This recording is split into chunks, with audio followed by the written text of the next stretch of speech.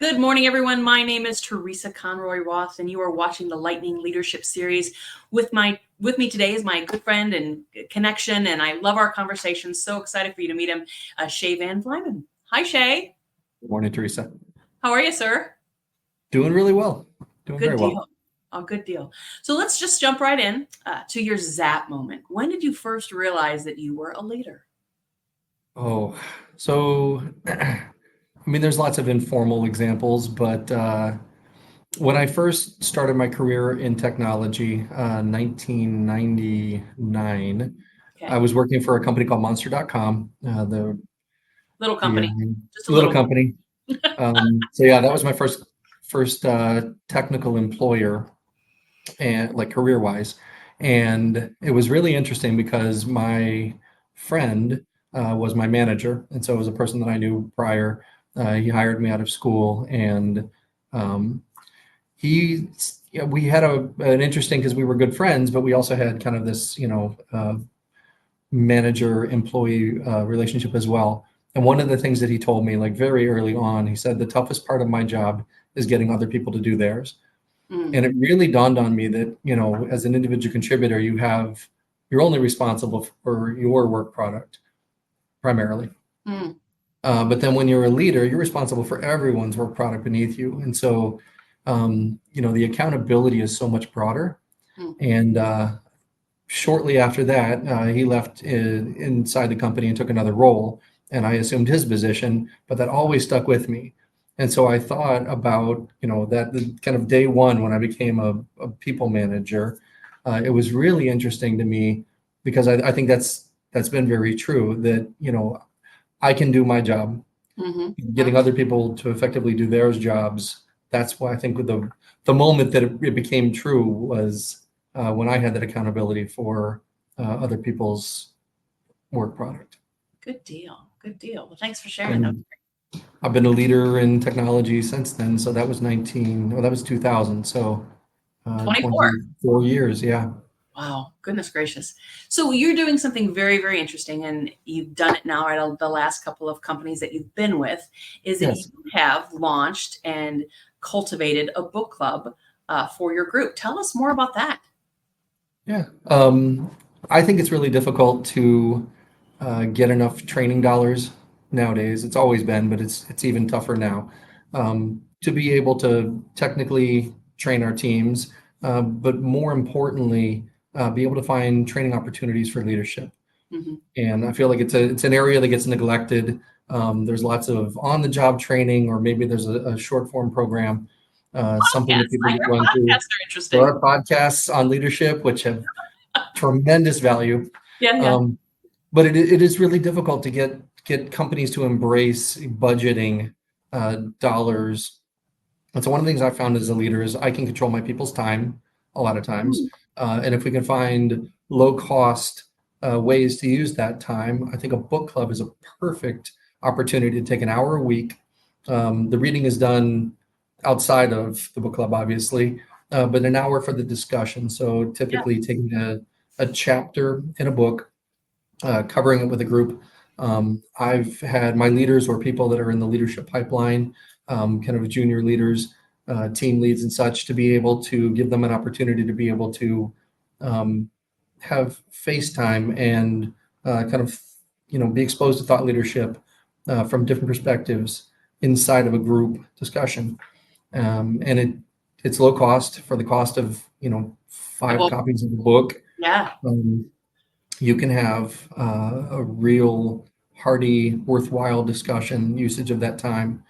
Um, and yeah, so for my last, I believe it was 3 roles, maybe 4, I've run a book club for my leaders internally, and it's been fantastic. It's something that I would advocate anyone look into.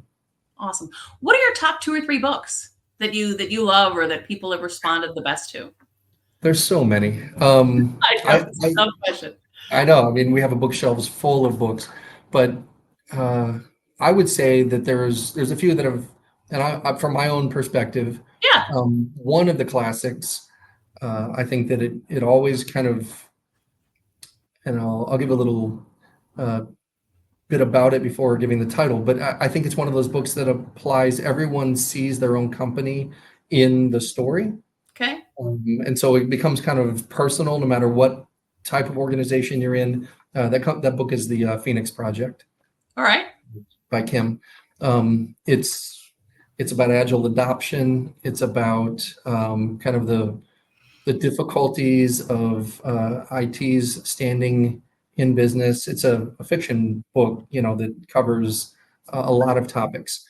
And I think whenever somebody reads the Phoenix Project, they come away with a feeling like how do they know so much about my company? Because Yeah. it's sort of universal, and all companies suffer from very similar, people and problems and struggles. So Okay. it's really, I think it's a book I would highly recommend. It's light reading. It's easy to read. You don't get bogged down in it. It's in a narrative form, and so it isn't difficult reading. And I think as a first book, if someone was going to try to have a book club within an IT leadership piece, The Phoenix Project is a great one for that.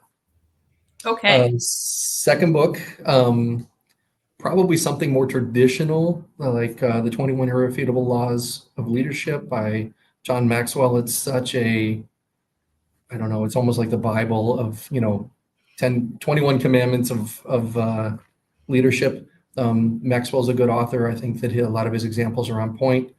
And it's interesting because I like to have a variety of books when I'm doing book club. We don't just stick with one kind of area or type of book, because you never know what's going to resonate with different personality types, different Yeah. perspectives, different levels of experience.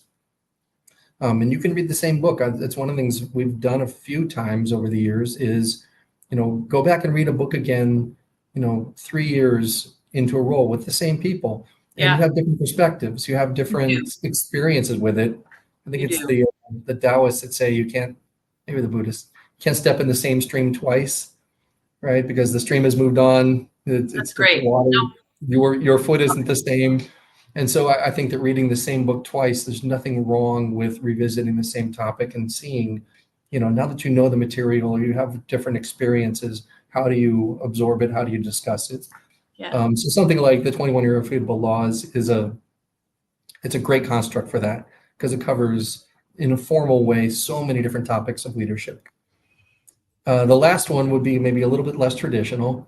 And this is one that I think it really resonated with a certain sort of hard to reach. There's kind of the skeptics. And so you go into book club and people are like, I didn't really like that book. It didn't really speak to me.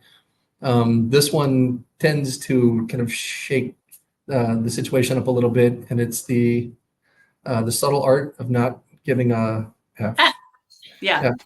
So it's a great book, and it's a shift.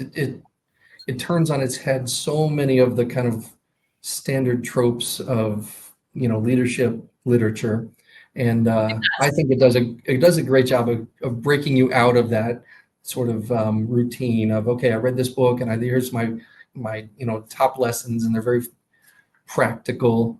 It's more mind expansive, and so I had a person who worked for me at my last role, and we read this book. And before, I mean, he was engaged, but I think this book really woke him up. It really made him think in a very different way, and Yeah. I really like that. I like that some people will like this type of book, some people will like this type of book, and everybody gets something from it. Awesome. Shay, thank you so much. I greatly appreciate your time and for being on today. Well, For those that are watching on LinkedIn, YouTube, or Spotify, check out Shay VanVlymen on LinkedIn. And if you are watching on a streaming service, please feel free to like, comment, and share. Shay, again, thank you so much. Have a great rest of the day. thank you so much.